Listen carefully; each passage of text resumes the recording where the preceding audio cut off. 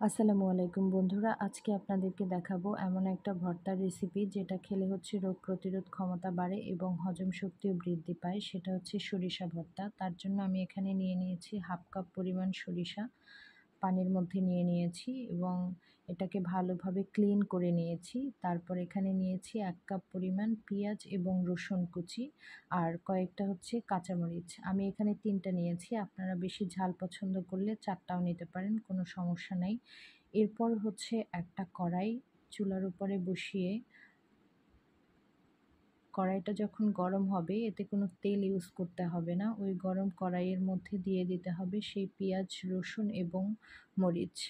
তো এটা দিয়ে ভালোভাবে হচ্ছে মিডিয়াম আঁচে নেড়ে এরপরে হচ্ছে পেঁয়াজ এবং রসুনগুলো কালচে, কালচে একটা ভাব চলে আসবে। এই যে আমি দেখাচ্ছি এটা আসলে রংটা কীরকম হবে, খুব কাছ থেকেই দেখাচ্ছি। এরকম হয়ে গেলে এটাকে হচ্ছে তুলে নিতে হবে। তারপরে আমি এটা শিলনোড়ায় নিয়েছি, একটু করে লবণ দিয়েছি, তারপরে এটা হচ্ছে বেটে নিব। আপনারা চাইলে এটাকে ব্লেন্ডারেও ব্লেন্ড করে নিতে পারেন।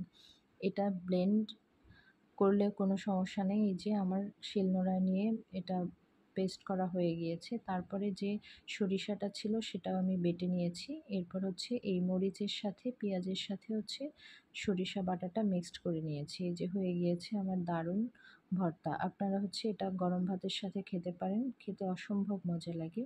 তো অবশ্যই বাসায় ট্রাই করে দেখবেন এবং আমাকে জানাবেন যে আসলে এটা খেতে কেমন হয়েছে। ধন্যবাদ সবাইকে। সবাই অনেক ভালো থাকবেন। আল্লাহ হাফেজ। আসসালামু আলাইকুম।